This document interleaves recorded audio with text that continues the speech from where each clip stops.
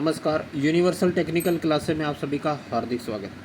दोस्तों, जैसा कि पता है, नॉन सीआईटीएस और सीआईटीएस के बीच जो है काफ़ी चर्चा में विवाद भी चल रहा है आईटीआई अनुदेशक को लेकर। देखिए दोस्तों, जिन बच्चों ने नॉन सीआईटीएस ने याचिका लगाई थी, डिग्री डिप्लोमा चाहे आपके पास आईटीआई हो, तो उन सबको जो है जिन्होंने याचिका लगाई थी केवल उन्हीं के फॉर्म जो है ऑफलाइन भरवाए जा रहे हैं।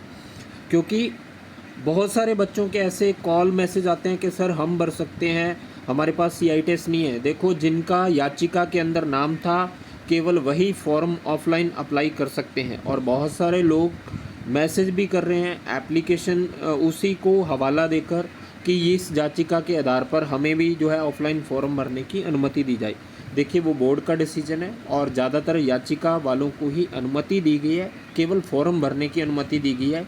और उसका जो है ऑर्डर अभी उनको आगे शामिल करना है नहीं करना, वो कोर्ट का डिसीजन है।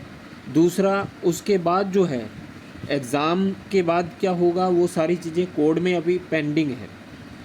क्योंकि कोर्ट का फैसला है तो कोर्ट में अभी ये सारी चीज़ें पेंडिंग है। केवल उनको परमिशन दी गई है ऑफलाइन फार्म वो अप्लाई कर सकें। उसके बाद क्या निर्णय आता है, एक तो 20 तारीख को सुनवाई है, उसमें पता चलेगा। और उसके बाद 25 को जब भी आगे सुनवाई होती है उसमें। दूसरी चीज़ दोस्तों, काफ़ी सारी चीज़ें आ रही हैं। बहुत सारे बच्चे ऐसे हैं जो मैसेज कर रहे हैं कि सर सीआईटीएस हट जाना चाहिए, नॉन सीआईटीएस की वैकेंसी होनी चाहिए, इस तरीके के। और बहुत सारे सीआईटीएस बच्चे भी ऐसे हैं जो अलग से कोई 30% की मांग कर रहा है, कोई अलग से। देखिए दोस्तों, सीआईटीएस वाले जितने भी छात्र हैं, मेरी बात ध्यान से सुन लीजिए। सीआईटीएस वाले जितने भी छात्र हैं सब के सब एकजुट रहें, अलग अलग अपने ही आधार पर फैसले मत कीजिए। इससे बहुत बड़ा नुकसान हो सकता है आपको। क्योंकि बोर्ड और जो नई नियमावली बनी है, बोर्ड ने जो विज्ञप्ति जारी की है और वो जो नियमों के अनुसार किया है, बोर्ड उसी आधार पर कोर्ट में जवाब पेश करेगा, उसी आधार को माना जाएगा। वो बोर्ड का फैसला है। बोर्ड आगे कोर्ट में क्या अपने वकील के माध्यम से जवाब पेश करता है। हम सिर्फ बोर्ड जो विभाग है हमारा टेक्निकल का राजस्थान का, उस पर दबाव बना सकते हैं। उनसे बार बार पूछा जा सकता है कि सर आप इसके लिए क्या चीज़ कर रहे हो, हमें इसके बारे में अवगत कराएं और आप किस तरह का जवाब देते हो। ये सारी चीज़ें हमारा कर्तव्य है दोस्तों, ये फर्स्ट कर्तव्य है हमारा। उसके बाद वकील वहाँ पे कोर्ट में क्या पेश कर रहा है सबूत के तौर पर, वो सबसे इम्पोर्टेंट है। दूसरी चीज़, सीआईटीएस सभी एकजुट रहें, क्योंकि अब सभी को एकजुट रहना बहुत इम्पोर्टेंट है। क्योंकि सीआईटीएस डिप्लोमा वाले भी बच्चों ने किया है और आईटीआई वालों ने भी किया है। बहुत सारे डिग्री धारक हैं जो सीआईटीएस कर चुके हैं। क्योंकि वैकेंसी आने से पहले उनको ये बोल दिया गया था कि सीआईटीएस अनिवार्य रहेगी। 2018 वाली वैकेंसी में भी तो यही हुआ, फॉर्म भरवा लिए तो क्या हो गया, जिन्होंने सीआईटीएस किया था उसको 30% वेटेज दिया गया। उसके बावजूद जो नॉन सीआईटीएस थे वो बाहर हो गए, ऑटोमेटिक हो गए। बहुत सारे कुछ लग गए जिनके नंबर अच्छे थे, ज़्यादातर तो बाहर ही हुए हैं। और उस चीज़ को आधार अभी नहीं बना सकते 30% वेटेज को। अभी हमारा जो आधार है सीआईटीएस, सभी एकजुट रहें। सीआईटीएस कंपलसरी होनी चाहिए। हमारा मेन बेस सीआईटीएस कंपलसरी का है, क्योंकि यदि सीआईटीएस कंपलसरी होगी तो नॉन सीआईटीएस सभी ऑटोमेटिक ही इससे जो है अपने आप कोर्ट के फैसले के आधार पर जो है वो बाहर हो सकते हैं। आगे जो निर्णय होगा कोर्ट का होगा या विभाग का होगा, उस पर डिपेंड है। विभाग अपने स्टैंड पर अगर खड़ा हुआ है कि हम केवल सीआईटीएस को ही एलिजिबल करेंगे, तो वो विभाग का फैसला है। इसलिए दोस्तों, विभाग जो है उसमें हमें हर तरह की जानकारी रखनी होगी। विभाग के अंदर विभाग से जितनी भी जानकारी आप जुटा सकते हो, विभाग के हमेशा संपर्क में रहिए।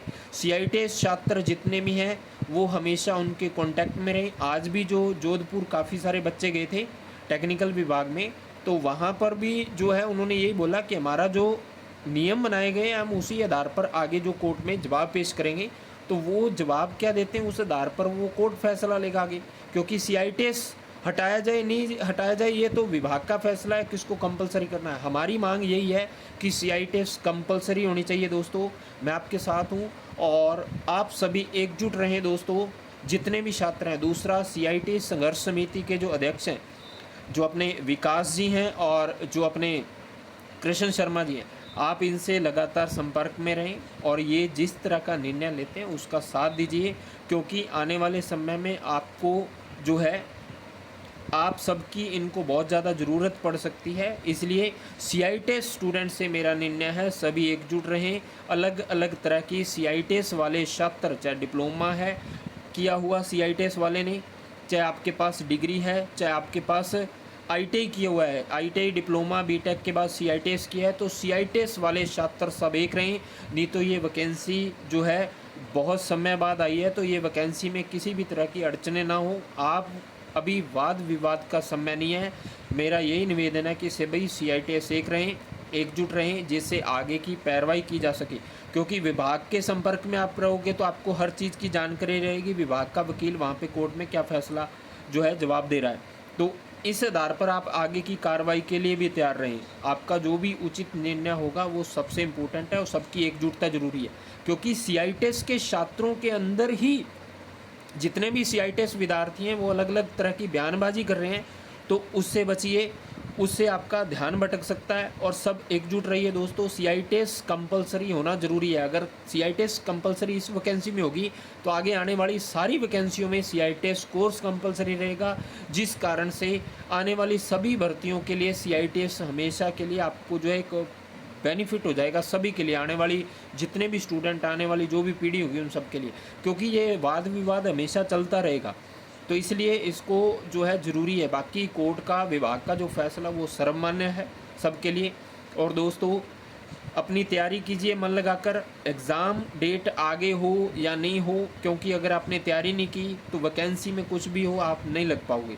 दूसरा, CITES कंपलसरी होना ज़रूरी है, और सभी छात्र एक रहें, CITES के लिए संघर्ष करते रहें, क्योंकि ये आपका हक है CITES।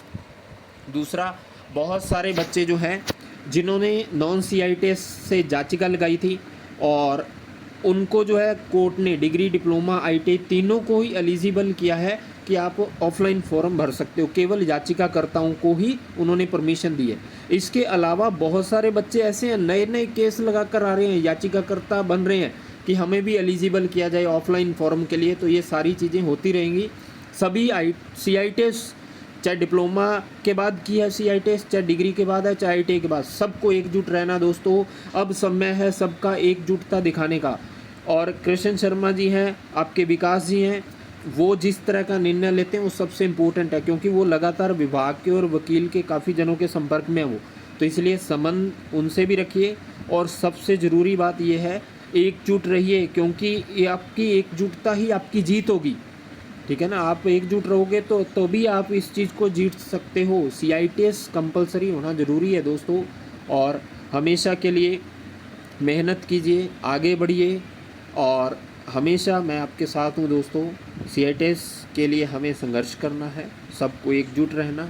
धन्यवाद दोस्तों, मिलते हैं बहुत जल्द नई अपडेट के साथ। जैसे ही कोई अपडेट होगी मैं आपको तुरंत बताऊंगा दोस्तों। फ़िलहाल अलग अलग तरह की CITES स्टूडेंट अलग अलग तरह की बयानबाजी ना करें, और कृपया करके वो एकजुटता दिखाएं। CITES एकजुट रहें, CITES कंपलसरी करवाने का पहले प्रयत्न करें, उसके बाद आगे की जो भी निर्णय होंगे वो आगे देखे जाएंगे। इसलिए सभी से मेरा अनुरोध है, सभी एकजुट रहें दोस्तों। धन्यवाद।